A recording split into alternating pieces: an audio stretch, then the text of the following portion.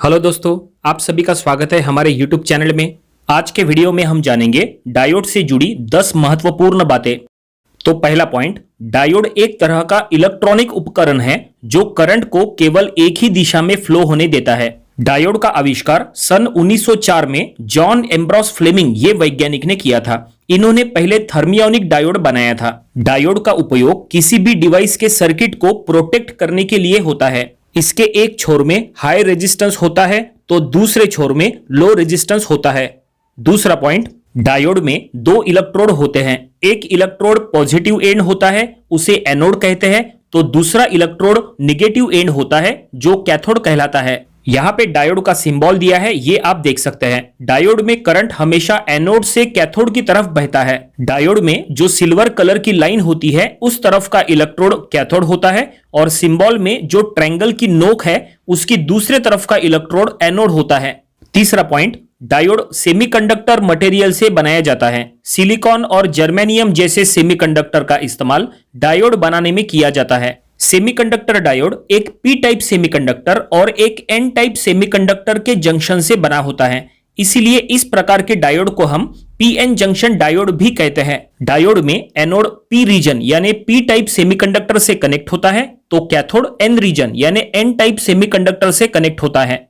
चौथा पॉइंट, आप डायोड को simplest two terminal unilateral semiconductor device भी कह सकते हैं। डायोड दिखने में जितना छोटा होता है उसका कार्य उतना ही बड़ा होता है। इसके अलावा अलग अलग उपकरणों में डायोड का इस्तेमाल एसी को डीसी में कन्वर्ट करने के लिए भी किया जाता है। पांचवा पॉइंट, कोई भी डायोड सिर्फ तभी कार्य कर सकता है जब इसके दोनों टर्मिनल्स पर वोल्टेज दिया जाए। जब डीसी वोल्टेज को डायोड टर्मिनल्स पर दिया जाता है तो इसे बायसिंग कहते हैं। इसमें दो प्रकार की बायसिंग होती है, पहली फॉरवर्ड बायसिंग और दूसरी रिवर्स बायसिंग।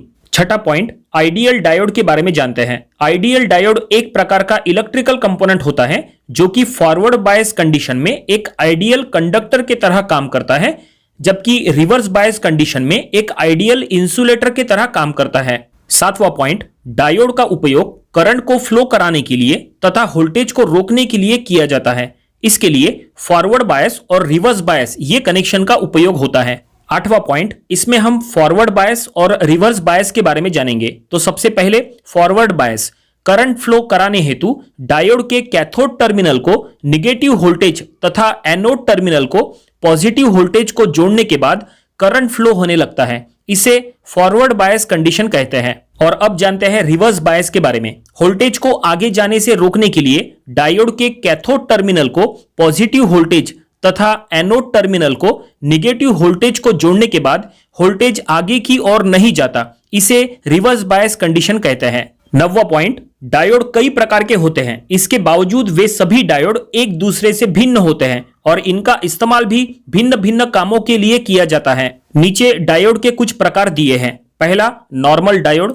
दूसरा जेनर डायोड, तीसरा पीएन जंक्शन डायोड, चौथा लाइट इमिटिंग डायोड, पांचवा टनल डायोड, छठा वैरेक्टर डायोड, सातवां एवेलेंचे डायोड, आठवां लेजर डायोड, नौवां स्कॉट की डायोड, 10वां पीआईएन डायोड, 11वां फोटो डायोड, 12वां कांस्टेंट करंट डायोड, 13वां वैक्यूम डायोड, 14वां स्टेप रिकवरी डायोड, 15वां गोल्ड डॉप्ड डायोड, 16वां सुपर बैरियर डायोड, 17वां पेल्टियर डायोड, 18वां क्रिस्टल डायोड। इसमें और भी कई प्रकार हो सकते हैं जो अलग अलग कार्यों के लिए इस्तेमाल होते हैं। 10वां पॉइंट, और अब जानते हैं डायोड के उपयोग।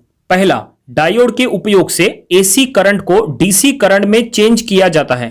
दूसरा, ओवर वोल्टेज प्रोटेक्शन के लिए डायोड का उपयोग होता है। तीसरा, रेडियो डीमॉड्यूलेशन में डायोड का उपयोग होता है। चौथा, तापमान मापने में डायोड का उपयोग होता है। पांचवा, वोल्टेज रेगुलेटर सिग्नल मिक्सचर में डायोड का उपयोग होता है। छठा, जेनर डायोड का इस्तेमाल वोल्टेज रेगुलेटर के तौर पर किया जाता है। सातवां, लाइट इमिटिंग डायोड का इस्तेमाल सेंसर के तौर पर किया जाता है। इसके अलावा अन्य लेजर उपकरणों में भी उपयोग किया जाता है। आठवां, डायोड को रेक्टिफायर के तरह भी उपयोग करते हैं। एक हाफ वेव रेक्टिफायर का काम होता है एसी वोल्टेज को डीसी वोल्टेज में कन्वर्ट करना। इसके लिए इसे एक डायोड की जरूरत पड़ती है। बिना डायोड के हाफ वेव रेक्टिफायर कार्य नहीं कर सकता।